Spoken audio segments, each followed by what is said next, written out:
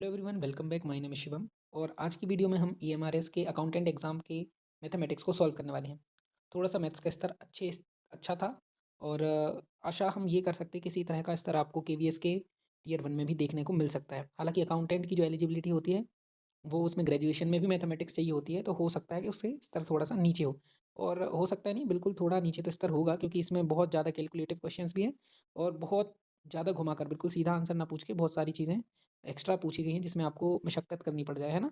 Questions तो easy ही हैं but time taking है, तो इस तरह के प्रश्न हो सकता है आपको देखने कम मिलें टीयर 1 में। बट इसी तरह के प्रश्न होंगे, इतना ज़्यादा आपके लिए कैलकुलेटिव नहीं रखेंगे, तो थोड़ा सा ईजी लगेगा, है ना। But type of the questions जो हैं उनमें कोई चेंज देखने को मिलने की संभावना मुझे नहीं लग रही है ना। तो बिना समय गवाए हम वीडियो को शुरू करते हैं। तो पहला प्रश्न क्या बोल रहा है? पहला प्रश्न में आपको 6 से 8 तक अध्ययन कर रहे विद्यार्थियों की संख्या दी गई है और पाई चार्ट में उनके लिए आपको एंगल भी डिसाइड कर दिया गया है और थोड़ा सा नीचे डिटेल दी गई है कि 8th में 105 स्टूडेंट्स हैं। पहले तो हम देख लेते हैं कि 8th का एंगल है 63 और 63 की वैल्यू आ रही है 105। 63 की वैल्यू कितनी आ रही है? 105। तो अब हम ऐसे डिवाइड कर सकते हैं, 21 3 जा 63 और 21 5 जा 105, मतलब 3 की वैल्यू 5 आई, या फिर 1 की वैल्यू निकालें तो 5/3 आई। इसको रेड कलर कर लेते हैं, थोड़ा आसानी से दिखेगा, है ना। तो 1 की वैल्यू आएगी 5/3। अब थोड़ा सा प्रश्न देख लेते हैं, प्रश्न क्या है। जो प्रश्न कह रहा है कि 9th में लड़कों लड़कियों का अनुपात दिया गया है और 10th में इतनी % लड़की दी गई हैं। 10th की लड़कियों की संख्या और 9th की लड़कों की संख्या जो है, 10th की लड़कियों की संख्या कितनी प्रतिशत ज़्यादा है। तो पहले तो लड़कों लड़कियों की संख्या निकाल लें, बाद में प्रतिशत निकालेंगे। चलो पहले 9th से शुरू करते हैं। 9th में अनुपात क्या दिया गया है? 2:3। पहले 9th के लड़के तो निकाल लें। अब 9th का डिग्री कितना है? 72। आपको पता है अभी हमने 1 की वैल्यू निकाली है 5/3, तो 72 की वैल्यू आएगी 72 × 5/3। तो ये इससे कट जाएगा और हमारी वैल्यू आ जाएगी 120। इससे पता चल जाएगा कि हमारे पास 9th में 120 बच्चे हैं, है ना। 120 में से आपको पता है कि 2:3 में है, मतलब 2 लड़के हैं और 3 लड़कियां हैं। 2 लड़के 3 लड़कियों का मतलब है, तो 2 और 3 हुए 5। 5 को 120 से कंपेयर करें तो 1 की वैल्यू आ रही है 24। 24 दूनी 48 और 24 दिया 72, है ना। मैंने 72 लड़कियां हैं और लड़के 48 मिल गए। अब हमें 9th के लड़के मिल गए, हमें 10th की लड़कियां और चाहिए, है ना। अब 10th की लड़कियां निकाल लेते हैं। 10th का एंगल हमें कितना दिया गया? 10th का एंगल ये दिया गया 64.8। 64.8 की वैल्यू निकालनी है तो हम 5/3 से मल्टीप्लाई कर देंगे उसको। पहले वैल्यू हमें पता चल जाएगी, है ना। कितना आ जाएगा? 216 है, मतलब 21.6, और मल्टीप्लाई 5 होगा, कितना आएगा? 21 × 5 = 105, 6 × 5 = 30, 108। 108 आ जाएंगे टोटल बच्चे 10th के। उसमें से जो है वो 55 सही, 5%, 5/9% है ना, ये लड़कियां हैं। तो हम 108 का 55 सही 5/9% को अगर हम भिन्न में लिखें तो ये आएगा 5/9, है ना। कैसे आएगा? इसका इसमें मल्टीप्लाई होगा और ये ऐड हो जाएंगे तो बनेंगे 500, और बटे में आ जाएगा 9, और प्रतिशत का भी तो साइन है तो 2 जीरो आ जाएंगे, तो 5/9 बन जाएगा कि नहीं। तो 108 का सीधे 5/9 निकाल दें हम, तो 9 × 9 और 12 9 108, 12×5 = 60। अब हमें वैल्यू निकल चुकी है कि गर्ल्स कितनी हैं 10th में? 60। अब प्रश्न है कि 60 जो है वो 40 जो है उससे कितना प्रतिशत ज़्यादा है? तो 150% नहीं, हमारे जो लड़के थे वो तो 48 थे, ठीक है। लड़के 40 नहीं थे, 48 थे। तो अब प्रश्न उठता है कि 60 जो है वो 48 से कितना अधिक है। तो 48 से 60 कितना अधिक है? 12 अधिक है, तो 12 को ऊपर रख देंगे, 48 को नीचे रख देंगे। 48 को नीचे क्यों रख रहा है? क्योंकि 48 से ही पूछा, लड़कों से ही पूछा, तो लड़के नीचे रखेंगे ना, जिससे कंपैरिजन करने को बोला है। तो 12 4 जा 48 और 4 का 100 में मल्टीप्लाई हो डिवाइड हो जाएगा, आंसर आ जाएगा 25%, है ना। आगे बढ़ते हैं। अगला प्रश्न है कि एक एक्स न्यूनतम संख्या है जिसको इन संख्याओं से डिवाइड करो 28, 40 और 48 से, तो 4 शेष बचता है और वो 13 से विभाज्य है, तो अंकों का योग बताना है। देखिए, जिस नंबर से सारी संख्या में भाग जा सकता है वो होता है एलसीएम, है ना। तो पहले हम निकाल लेते हैं इनका एलसीएम और उसमें 4 ऐड कर देंगे तो फिर 4 शेष बचने लगेंगे। 28, 40 और 48 का एलसीएम आएगा 1680। तो 1680 इनका एलसीएम आएगा, और अगर इसमें 4 ऐड कर दी जाए तो 4 शेष बचने लगेंगे। लेकिन पहले ये देखिए कि 1680 में भाग देने पर 13 से क्या होता है ना, क्योंकि है ना 13 से भाग जाता है कि नहीं। तो 13 से भाग देके देखिए 1680 में 13 एकम 13 बचेंगे 3, 38 हो जाएंगे, 13 दूनी 26, 12 बचेंगे 120, 13 नंबर 117। मतलब 1680 में भाग देने पर 3 शेष बच रहे हैं। कितने शेष बच रहे हैं? 3। 4 और होते तो 4 और शेष बचते, मतलब 3 और 4 7 शेष बच रहे हैं। अगर मैं 1680 का डबल कर दूं तो हो जाएंगे 3360। और फिर हमें उसमें 4 भी ऐड करनी पड़ेंगे। क्यों करनी पड़ेंगे? क्योंकि 3360 में इनसे तो भाग जाता है, लेकिन हमें इनसे भाग नहीं देना, हमें 4 शेष बचाना है। 4 शेष बचाने के लिए 4 ऐड करना पड़ेगा। 3360 में जब हम भाग देंगे 13 से, तो 3 का डबल शेष बचेगा, कितना? 6। 6 शेष बचेगा और 4 ये है एक्स्ट्रा, तो टोटल हो जाएंगे 10। 10 शेष बचेंगे। अभी भी ये संख्या 13 से भाग नहीं हो रहा। अब हम क्या कर देंगे, 1680 का ट्रिपल करके देख लेंगे। ट्रिपल करके देखेंगे तो 1680 तिया कितना हो जाएगा? 5040। अभी 3 बच रहा था 13 से डिवाइड करने पर, फिर 6 बच रहा था, और अब कितना बचेगा? 9 बचेगा, और 4 ये भी है ना? तो 9 और 4 कितने हो जाएंगे? 13। अब 13 शेष बचेंगे। तो आप ये बताइए कि 13 शेष बचेंगे ही क्यों? क्योंकि हम जब 13 से भाग कर रहे हैं तो 13 क्यों शेष बचेंगे? एक बार और भाग चला जाएगा। इसका मतलब है कुछ भी शेष नहीं बचेगा। इसका मतलब है वही 5040 वो संख्या हो गई, है ना? 5040 नहीं, 5040 में 4 ऐड करेंगे तो 5044 वो संख्या हो जाएगी जो किससे इनसे भाग देंगे तो 4 बच रहा है और 13 से भाग जा रहा है। अब इसके अंकों का योग पूछा गया है, तो 5 और 4 9, 9 और 4 13, तो इसका आंसर हो जाएगा ऑप्शन डी। आगे बढ़ते हैं। अगला क्वेश्चन है, इनको आपको सिंप्लीफाई करना है। देखिए आपके सामने सारे नंबर अंडर रूट के मतलब रूट के अंदर है ना? रूट के अंदर है, तो सबसे पहले आप ऐसा नंबर सोचिए जो कटने के बाद रूट के अंदर परफेक्ट स्क्वायर बने, तब तो वो रूट से बाहर आएगा। तो अगर ध्यान से देखें, इसमें 7 से डिवाइड कर दोगे तो ये 25 बन जाएगा, जो 5 का स्क्वायर है। अगर 7 से इसमें डिवाइड करोगे तो 7 से इसमें भी कर देना। ऐसे ही आपको पता है 1200 में अगर 3 से डिवाइड हो जाए तो 400 बच जाएगा, है ना? मतलब जो किसका स्क्वायर है? जो 20 का स्क्वायर है। ऐसे ही इसका मतलब 3 से इसमें भी कर देना। ऐसे ही अगर इसमें 3 से इसमें डिवाइड कर दिया जाए तो 625 बचेगा, 25 का स्क्वायर। तो 3 से इसमें भी डिवाइड कर देना। ऊपर क्या बनेगा? ऊपर बनेगा 625 मतलब 25 का स्क्वायर। मैं अंडर रूट से बाहर कर रहा हूँ सीधे, है ना? और फिर यहाँ 3888 में भी 3 से डिवाइड करेंगे तो ये बनेगा 1 2 9 6, जो कि होता है 36। अब ये देखिए डिवाइड का साइन है, इसको मैं मल्टीप्लाई का बना लेता हूँ और ऑपोजिट करके लिख दे रहा हूँ। 1200 में 3 से डिवाइड कर दिया, यहाँ भी 3 से डिवाइड कर देंगे, कितना आएगा? 3 से डिवाइड करेंगे, 3 दूनी 6, 1 3 5 15 3 18, 256 मतलब 16 का स्क्वायर। 16 ऊपर लिख दे रहा हूँ और नीचे लिख दे रहा हूँ क्या? 20, है ना? 420 का स्क्वायर है। और अब यहाँ ये 25 मतलब 5 का स्क्वायर है, और यहाँ 7 से डिवाइड करेंगे, 7 दूनी 14, ये भी 256 ही आएगा, मतलब 16 आएगा। 16 और 16 कट जाएंगे, है ना? और ये क्या होगा? 5 चौके 20 पचम 25, ऊपर आ जाएगा 25, नीचे आ जाएगा 144। ये एक्स की वैल्यू आ जाएगी। अब आपसे पूछा गया है अंडर रूट एक्स की वैल्यू, तो अब ये को पता है ये 5 का स्क्वायर है और ये 12 का स्क्वायर है, तो आंसर आ जाएगा 5/3। आगे बढ़ते हैं। देखिए नेक्स्ट क्वेश्चन है, आप इसको सिंप्लीफाई करना है। सिंप्लीफाई करना है और सामने आपके सामने कंपैरिजन दिया गया है a+b√3। तो पहले आप इसको सिंप्लीफाई करके इस फॉर्म में बनाएंगे और कंपैरिजन करेंगे तो a और b की वैल्यू निकल आएगी। चलिए पहले उस फॉर्म में बना लें हम, ठीक है? तो पहले हम इसको सॉल्व करेंगे, फिर इसको करेंगे और इसको करेंगे। यहाँ देखिए अंडर रूट 52 - 14√3, इसको सिंपल करने का साधन क्या है? ये पक्का है a-b या फिर a+b के होल स्क्वायर की आइडेंटिटी बनती है यहाँ, है ना? हमेशा हमेशा बनेगी। तो कैसे पता करेंगे कि a+b की है कि a-b की? ये बीच का साइन डिसाइड करेगा। अगर यहाँ माइनस है तो a-b की आइडेंटिटी बनाना है। तो अब a-b की आइडेंटिटी क्या होती है? a² + b² और माइनस का 2ab। अब इस टर्म को 2ab टर्म में बदल दो, है ना? मतलब ये हो गया b√3, इसमें से 2 बाहर निकाल लो तो a ऑटोमेटिकली मिल जाएगा आपको 7, है ना? 2ab बन गया 14√3। अब a मिल गया है 7, तो क्या मैं इसको ऐसे लिख देता हूँ अंडर रूट 7 - √3 का होल स्क्वायर, ठीक है? ऑटोमेटिकली बनेगा ये।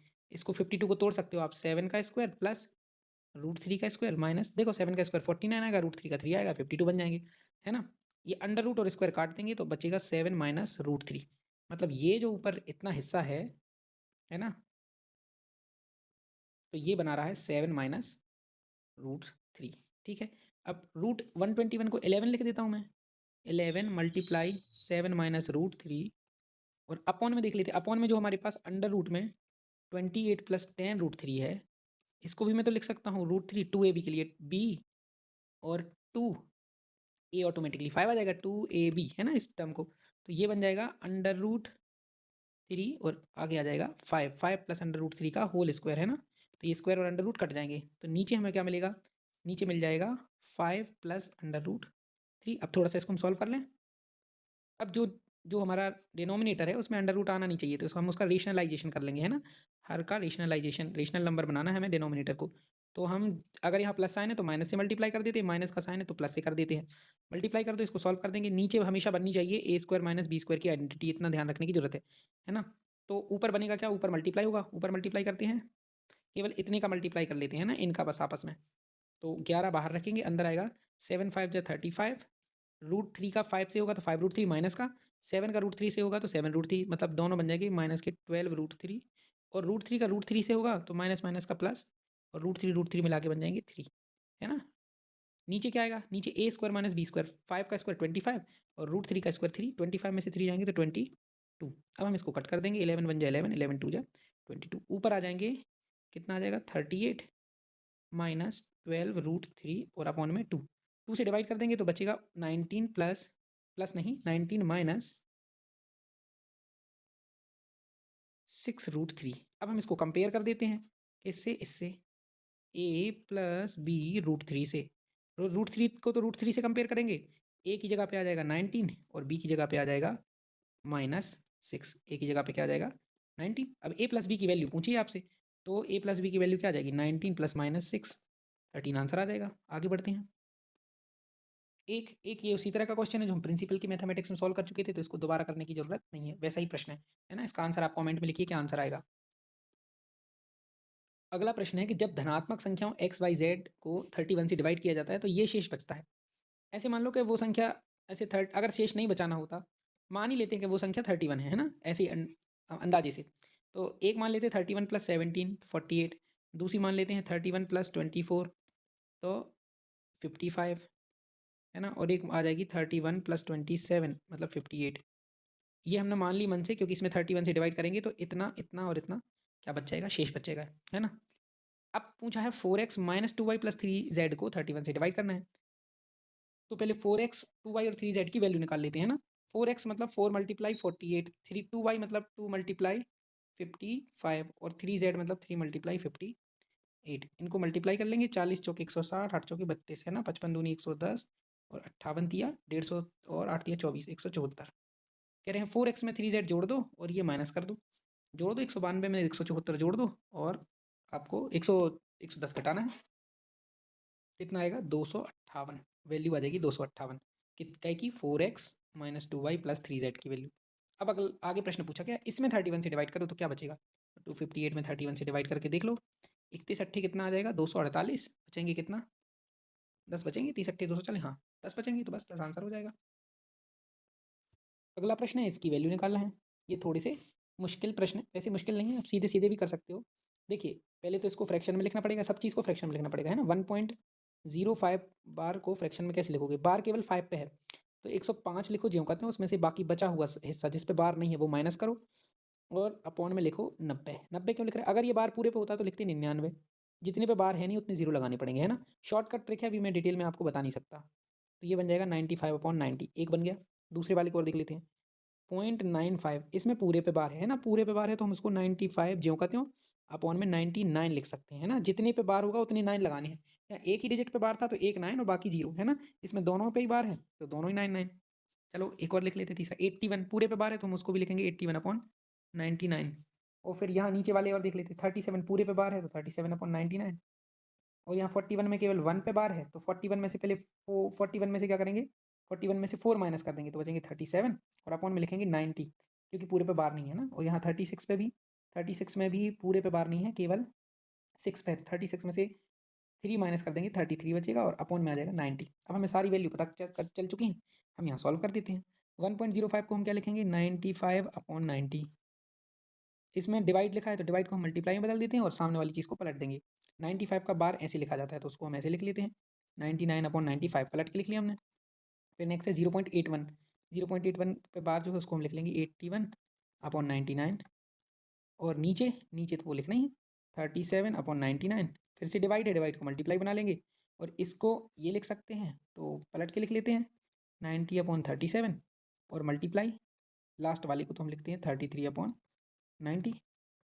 सारा सॉल्व कर लेते हैं, है ना, सॉल्व कर लेते हैं। 90 और 90 क्रॉस हो जाएंगे, 37 और 37 क्रॉस हो जाएंगे, यहाँ 99 क्रॉस हो जाएंगे, 95 क्रॉस हो जाएंगे, यहाँ 9 से डिवाइड कर देंगे, 9 8 9 9 जा 89, 9 10 जा 90, यहाँ भी 33 1 जा 33, 33 3 जा 99। ऊपर बचेंगे 9/10, नीचे बचेंगे 1/3, 1/3 को मैं उल्टा लिख सकता हूँ 3/1, है ना। तो 9 3 जार 27/10, 27/10 को हम कह सकते हैं 2.7, और 2.7 किसके बीच में है, ऑप्शन नंबर 2 है ना इसका आंसर होगा। अगला जो प्रश्न है वो रीजनिंग बेस ज़्यादा है ना, 17, 24, 32, 38। तो अगर आप ये देखें 17 की डिजिट्स, 17 के डिजिट्स हैं 1 और 7, 1 7 का मल्टीप्लाई करेंगे, 1 मल्टीप्लाई 7 क्या बनेगा 7। तो देखो अगला ही जो टर्म है वो 17 में 7 ही ऐड है, कितना 24 आया।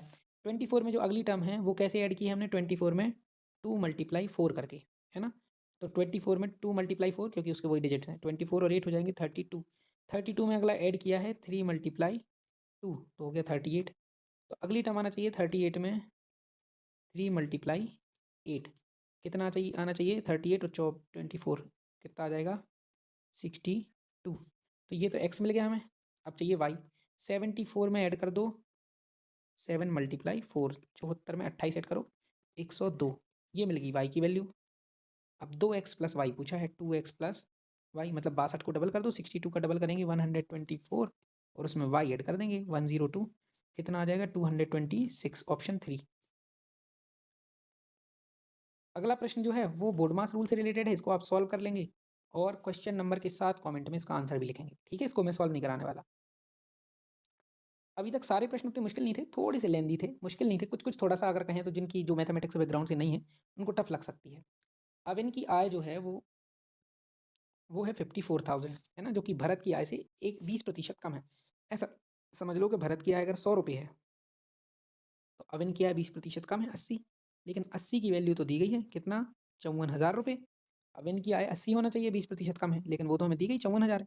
80 की वैल्यू 54,000 है तो एक की वैल्यू कितनी आएगी, डिवाइड कर देंगे 80 से, पता चल जाएगा 675, इतना समझ लो बस। तो 100 की वैल्यू कितनी आ जाएगी 67,500। अब हमें भरत की आय भी मिल चुकी है ना, ये भरत की आय हो गई। भरत का व्यय, अब इनकी आय से 12% है, तो अब इनकी आय है 54,000, 54,000 का 12% कितना आएगा, 54,000 का 12%, है ना। तो ये कट जाएगा और 12 चौके 48 और 12 पंचे 60 और 4 64। तो इतना ज़्यादा खर्च कर रहा कौन, 54,000 में इतना ऐड कर दो कितना आ जाएगा 60,480 रुपये। 60,480 तो कौन खर्च कर रहा है, भाई भरत, है ना। और उसको मिल कितनी रहे, इतने मिल रहे हैं 67,500। आगे प्रश्न कह रहे हैं कि अब इनका व्यय भारत के व्यय से 25% कम है। भारत का व्यय तो हमें मिल गया है कितना 60,480, 60,480 का सीधा 75% निकाल लेते हैं, क्योंकि 25% कम है ना, चाहे तो 25% निकाल सकते हो फिर माइनस कर सकते हो, हम सीधा 75% निकाल लेते हैं, 75%, तो हमें डायरेक्ट मिल जाएगा अब इनका व्यय, है ना। तो 75 25 दिया 75, 25 चौके 100 और इस 4 से डिवाइड कर देंगे इसको, 15,120 गुणा 3, 15 × 45 300। ये व्यय कर रहा है कौन, अविन। अब अविन की आय है 54,000, प्रश्न पूछा गया है कि दोनों की बचत का अंतर। अविन की आय 54,000 है, खर्च है 45,360, माइनस करने पर कितना आएगा रुपये 8,640। और हमारे पास भारत की आय इतनी है 67,500 और खर्च इतना है, उसको माइनस करने पर कितना बचत बचेगी 67,500 में से 60,480 माइनस कर दो, कितना बचेगा 7,020 रुपये, है ना। तो अब अविन की बचत और भरत की बचत के बीच का अंतर, तो 8640 में से 7,020 माइनस कर दोगे तो आ जाएगा 1,620 रुपये, option 3 will be the right answer. अब नेक्स्ट क्वेश्चन पे चलते हैं। नेक्स्ट क्वेश्चन, ये प्रश्न तो मैं आपको पहले ही करा चुका हूँ, इसको अब दोबारा नहीं कराने वाला। शुरू की मैथ्स की दोनों वीडियो में मैंने पहली या दूसरी वीडियो में 2 बार ये प्रश्न कराए हैं, है ना, तो आप ये स्वयं करिए। अगला प्रश्न क्या करता है, कहता है कि ए और बी के बीच एक चुनाव में कुल मतदाताओं में 12% ने तो मत नहीं डाले और डाले गए मतों में से 10% वैलिड नहीं थे, अवैध थे। ए ने जो वैध मत थे उनका 56% प्राप्त किया और बी को इतने मतों से पराजित कर दिया। कितने वैध मत मिले, देखिए आप चाहें तो आप सारे मत निकाल सकते हैं, फिर उसमें से वैध निकालें, फिर ये करें। चाहें तो हम उतना सारा ना भी करें तो भी हमारी वैल्यू आ सकती है। देखो अगर ए को 56% मिले हैं तो बी को मिले होंगे 44%, दोनों के बीच का अंतर हुआ 12%, और 12% जो वैध मत हैं वही तो 4,752 है ना, 4,752, है ना। तो जब 12% की ये वैल्यू है तो 1% की वैल्यू होगी 4,752 डिवाइडेड बाय 12, है ना, 12 से डिवाइड कर दो। जब 1% की ये वैल्यू है तो आपको पता करना है कि बी को कितनी वैध मत मिली, तो बी को तो 44% मिले होंगे ना, तो 44 से गुणा कर दो, अब आपका आंसर आ जाएगा सीधा, है ना। 12 एकम 12, 12 × 36, 11 बचे 115, 12 नंबर 108, 7 72, 12 72, 396 गुणा 44 कर दीजिए, आपका आंसर आ जाएगा। पहले 400 गुणा 44 कर दीजिए, फिर उसमें से 176 घटा दीजिए। 400 गुणा 44 कितना हो जाएगा? 17,600, और उसमें से 176 माइनस कर दीजिए। 176 माइनस करना है तो 17,424 आ जाएगा। ये ऑप्शन आंसर हो जाएगा। अगला प्रश्न है, ये थोड़ा सा ईजी है। पहले m को सिंप्लीफाई कर लो, फिर n को कर लो, फिर अंडर रूट mn की वैल्यू निकालो। m को सिंप्लीफाई कर लेते हैं, 2 पे 5 की पावर मल्टीप्लाई, पावर के ऊपर पावर तो पावर का मल्टीप्लाई हो जाता है, मतलब 3 पर 10 की पावर आ जाएगी। नीचे जो 12 है उसको मैं कह सकता हूँ 2 का स्क्वायर मल्टीप्लाई 3, और 81 को बोल सकता हूँ 3 पे 4 की पावर, और आगे है 3 पे क्यूब। पहले m को ही सॉल्व कर लेते हैं। यहाँ 3 पे 4 और 3 पे 3 7 हो गया, और एक ये पावर हो गई है ना 8, और ऊपर है 10, मतलब ऊपर बचा 3 का स्क्वायर। नीचे नीचे ये 2 पे 5 की पावर है यहाँ, और इधर 2 पे 2 की पावर है, मतलब ऊपर बचा 2 पे क्यूब। m की वैल्यू बची 2 का क्यूब मल्टीप्लाई 3 का स्क्वायर। चलो अब n को और सॉल्व कर लेते हैं। n जो है 2 पे ऋण 4 और उसके ऊपर 2, मतलब 2 पर ऋण 8 की पावर, और यहाँ आएगा 2 पे ऋण 5 की पावर। नीचे आ जाएगा 4 पे ऋण 3 की पावर, तो 4 को मैं लिख सकता हूँ 2 का स्क्वायर, और 2 के स्क्वायर पे ऋण 3 की पावर है ना, लिख सकता हूँ ना। 2 3 6, मतलब 2 पर ऋण 6 की पावर। क्या बनेगा? 8 और 5 13, 2 पर ऋण 13 की पावर ऊपर, और 2 पर ऋण 6 की पावर नीचे, है ना। डिवाइड में पावर घट जाती है, तो माइनस के 13 में से माइनस के 6 माइनस हो जाएंगे, तो बचेंगे माइनस के 7। तो अब n की वैल्यू भी मिल चुकी है, 2 की पावर माइनस के 7। अब अंडर रूट mn की वैल्यू निकालनी है।